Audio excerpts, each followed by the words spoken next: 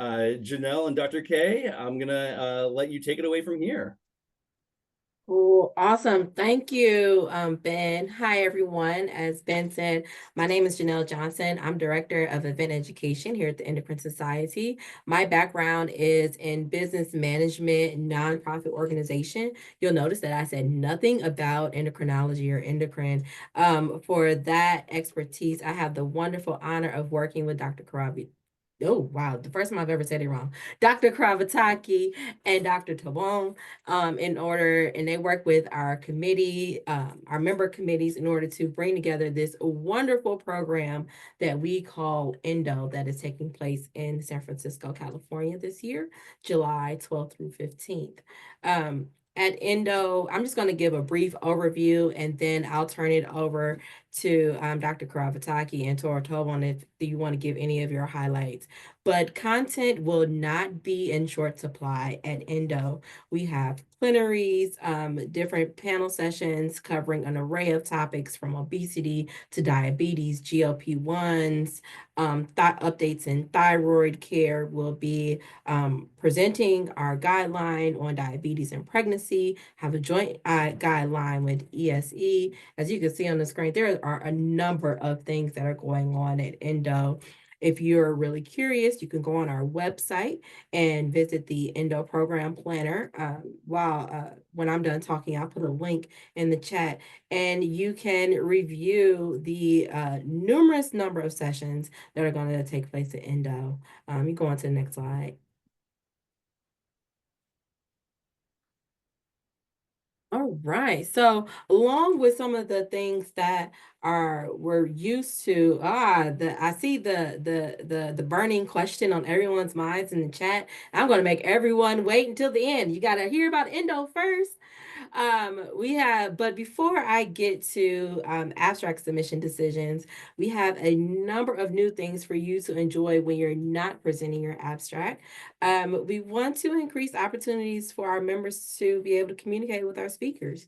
And to that end, after each plenary session, we're going to have a brief town hall type talk, moderated discussion with the plenary speakers. So you will be able to engage in a moderated discussion with the plenary speaker at our Endo booth. We're really looking forward to that, being able to delve deeper into their science and clinical backgrounds, maybe even their professional backgrounds. So we can't wait to debut that at this year's Endo. If we go on to the next slide. Along with that, we're making sure that what we have at Endo is up to date with current practice and what you all are interested in, making sure it's keeping up with the different career paths. So we've updated the basic science pathways. We want to make sure our basic scientists know what's most important and relevant to them at Endo. We've also updated our topics. We've engaged with our SIG groups in order to develop sessions at Endo, have collaborations because collaboration is the name of the game with other organizations that impact your work in the basic science or clinical field. We have collaborations with NANES as well as the Pituitary Society. We want to make sure that we're embracing everyone. This year we'll have a welcome reception that'll take place on the Friday before Endo. So if you're in town, we'll be happy to welcome all of our Endo attendees. We want to make sure we get some exercise in. We're going to host a 5K. You can run or walk, up to you. And we got some feedback that sometimes first timers can be a little nervous about attending Endo. So during registration, you can be matched with a veteran Endo attendee. They can help you show you the ropes. Help show you the ropes of attending the meeting. And the Endo letters will also be back. Those were very popular last year, as well as the Bark Park. If you go on to the next slide. Now, here is what everyone, if you submitted an abstract, you're likely waiting for. We are eagerly getting the emails ready to go out. Emails, if you are presenting an abstract, emails will be sent to presenting authors starting today. As a matter of fact, you might get yours during this call. But if you are especially eager, you can log into the Endo Presenter portal, which is the same website where you submitted your abstract, and select your abstract title. From there, you'll be able to see your abstract presentation information. But as I said, decisions will be sent via email to presenting authors later today. So That's endo. I said a lot in a short amount of time. There's a lot going on. I'm always open to hearing feedback about what you like, what you don't like. How can we best support your career? But I will say that the annual meeting steering committee has worked really hard to put together this program. If you want to see the latest and greatest in endocrinology, San Francisco is the place to be. And with that, I'll turn it over to Dr. Karavataki if you wanted to add anything. Yeah. Thank you, Janelle. A very, very comprehensive presentation. What I can say is that our ambition, myself as a chair, my co-chairs, the AMSC and the whole team, is to have an ENDO 2025, which is a celebration of endocrinology. That's how we want it to be. And we try to bring innovations. We try to enhance what existed before and was and still will be successful. And we want you to leave San Francisco with your heart there. Your heart in San Francisco, your heart in endoscience, your heart in endoclinical practice. You saw a number of innovations. I want to inform you that we had a record of abstracts received, at least until the time of regular abstract submission. We will see what the late breaking abstract submission will bring. So a lot of abstracts, really good science. When we had to choose which abstracts will be oral presentations, this was a major challenge. And because of this, we felt that a number of posters will be included in what we call a poster tour. So a number of posters that the authors obviously will be notified soon will be given the opportunity to be presented in front of chairs. We will do tours around the posters so you can still advertise your science and your work. I don't have anything further to add. Just take the best out of it. And as I said, let's make it a celebration of endocrinology and of science and of clinical work. Thank you. Well, thank you again for that. As Dr. Karavataki said, a comprehensive overview of endo and great words. And while you said you may not have more to add, we did get a lot of questions from folks who registered for this session. So I think everyone is happy to pick your brains about your thoughts on endo and questions you have the answers to.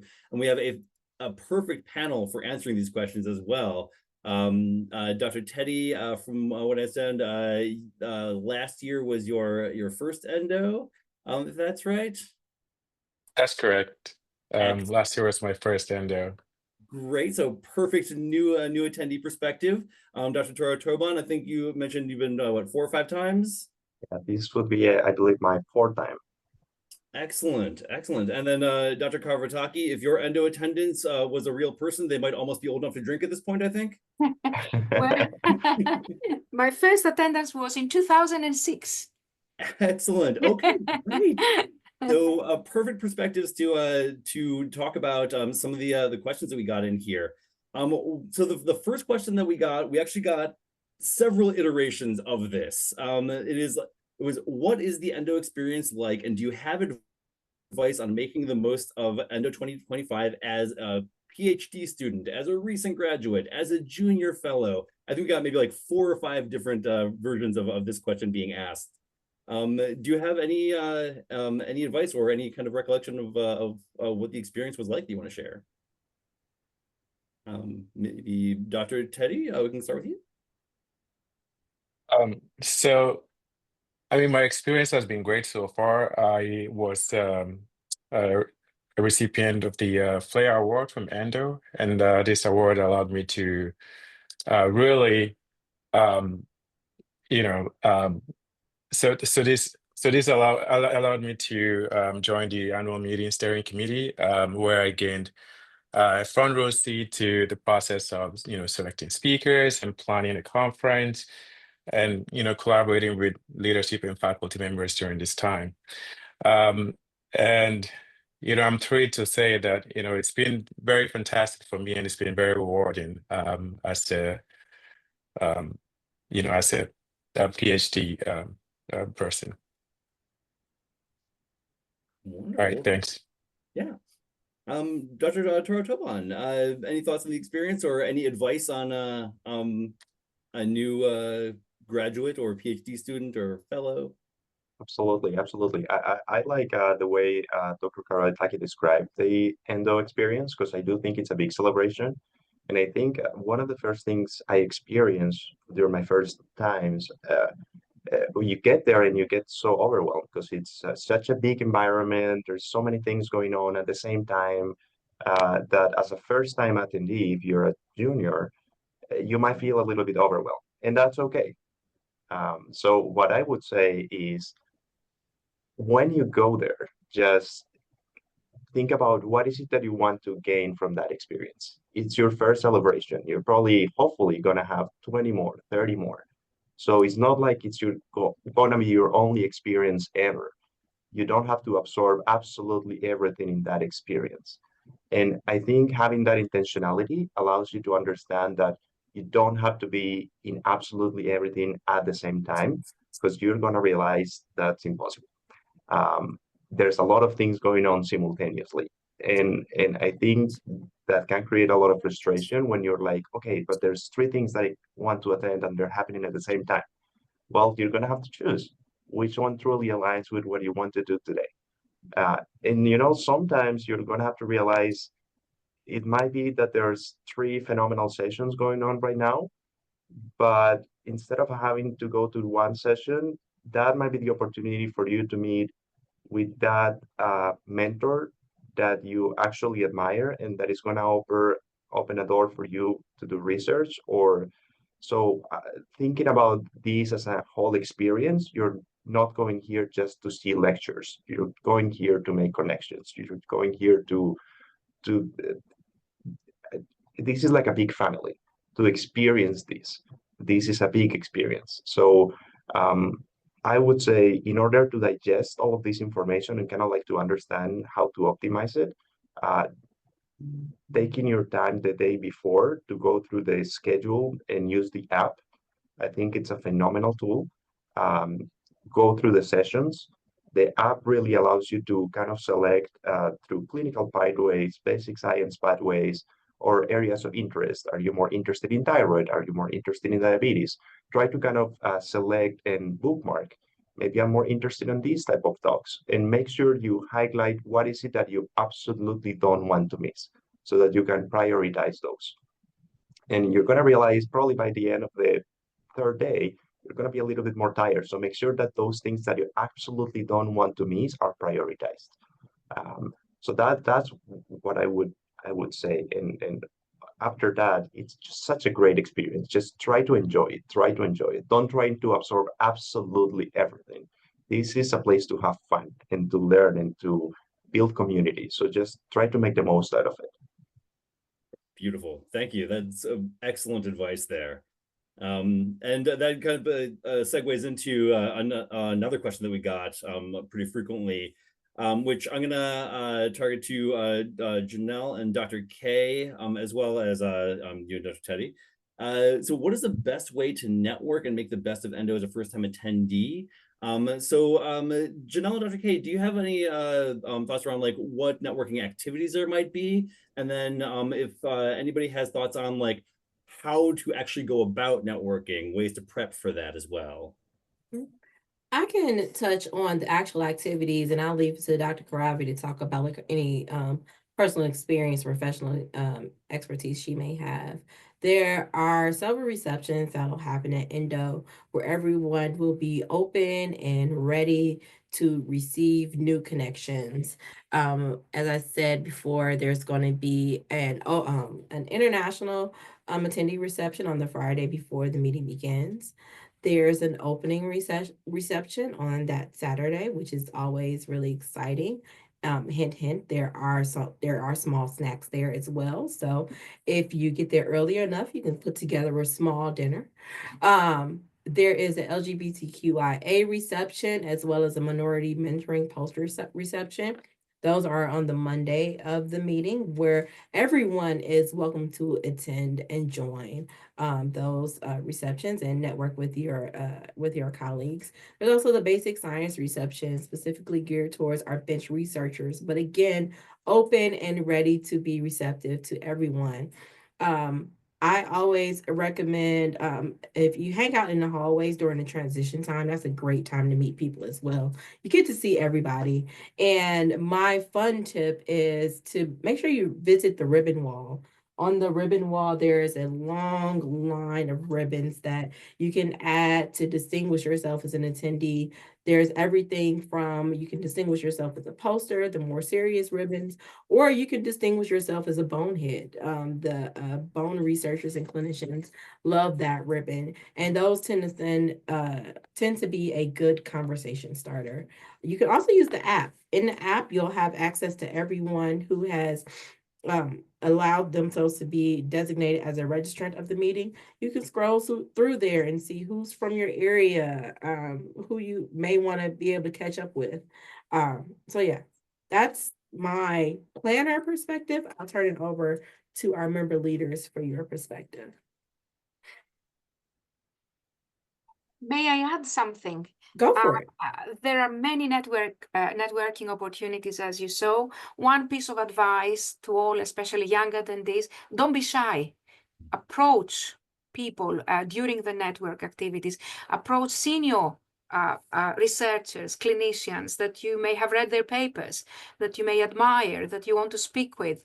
Everyone is approachable, so don't be shy. And sometimes by just a short conversation, following a short conversation, your career may change. And I can tell you, this is what happened to me many, many years ago. So don't be shy.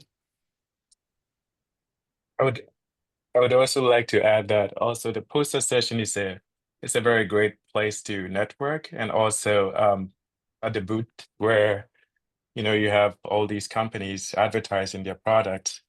I believe it's also like a great place to network and meet people. Thanks. Thank you for the great suggestions there. And yeah, I think it's been referenced like a couple times here that the environment of the event is such that people are friendly, people are accepting, people are open and want to talk to each other. So yeah, echoing Dr. K's advice of don't be afraid to walk up to somebody that you've admired or you would see as a mentor. Like everybody is happy to meet everyone. Let's see. So another question that we got. Well, let's see. We talked a little bit about what workshops are going on. I know that Janelle linked the program in chat there. So that's going to be a really valuable resource for planning out your experience here, especially if you're conflicting over concurrent sessions. Dr. Torotova gets some great advice of like take a day or a couple days beforehand to map out what is a must-see for you and things like that. Let's see, what is new this year? Janelle went over that a little bit as well.